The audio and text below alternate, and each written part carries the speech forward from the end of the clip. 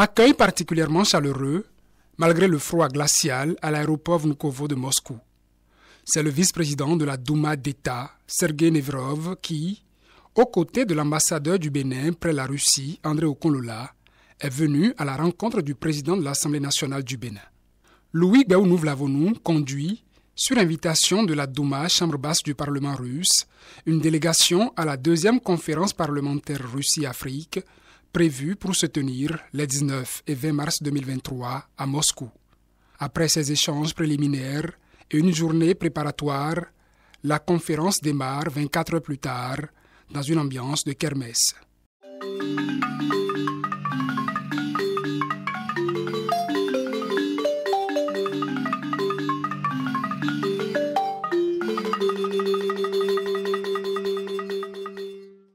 Au menu de ces échanges informels, des discussions entre opérateurs économiques russes et africains.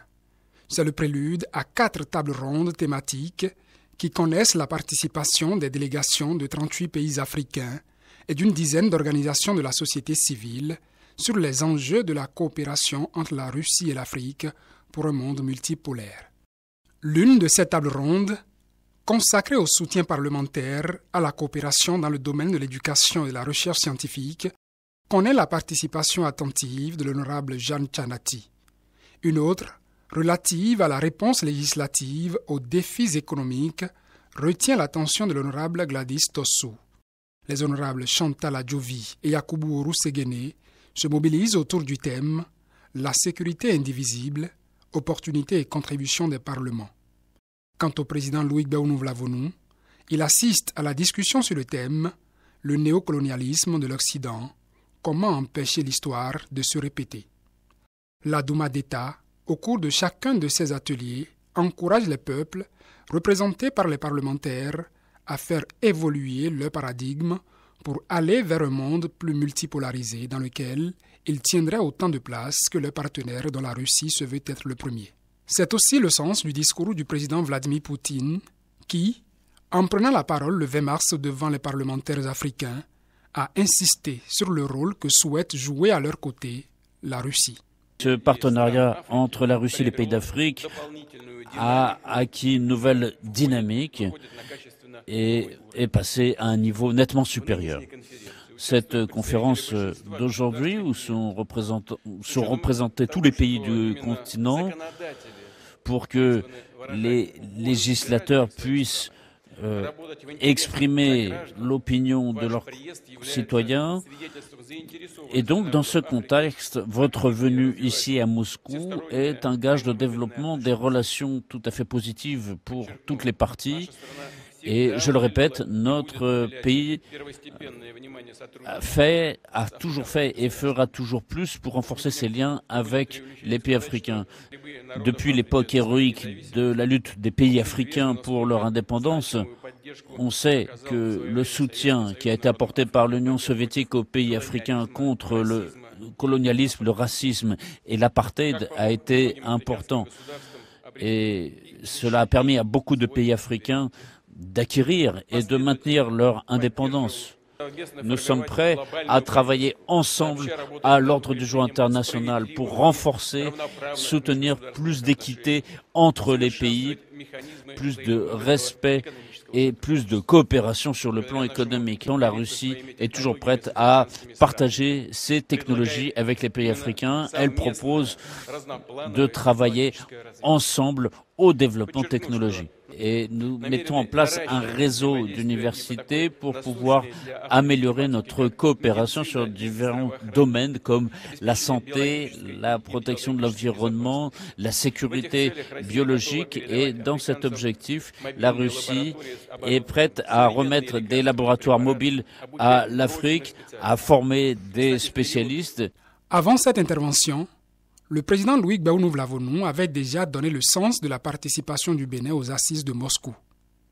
Le Bénin, mon pays, est très attaché à la coexistence pacifique entre les nations et à la coopération internationale.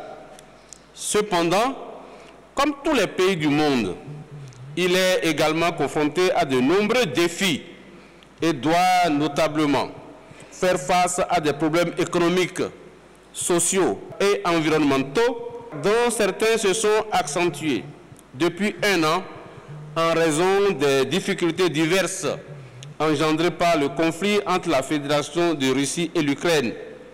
À cet égard, nous sommes attachés à une paix négociée et définitive dans la région au mieux des intérêts de tous les peuples. Le partenariat entre les pays africains et la Russie peut contribuer à apporter des solutions durables à ces problèmes. Je salue donc les efforts de votre pays, la Russie, visant à soutenir le développement économique et social de notre continent. La délégation béninoise quitte Moscou, imprégnée d'idées nouvelles et satisfaite de sa participation. La deuxième conférence parlementaire Russie-Afrique est bénéfique, disons, pour l'Afrique en général et en particulier notre Bénin.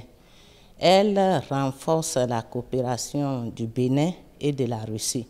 Et il y a beaucoup d'avantages, beaucoup de choses que nous pouvons profiter et sur tous les plans. Les domaines surtout sur lesquels nous avons échangé sont vraiment des éléments capitaux de développement.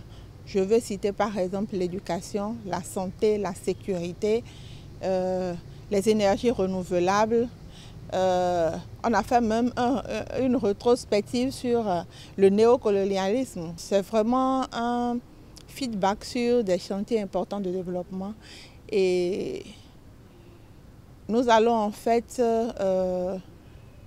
dépouiller tout ce que nous avons entendu, surtout l'offre russe qui aujourd'hui est prêt à accompagner le Bénin sur beaucoup de chantiers.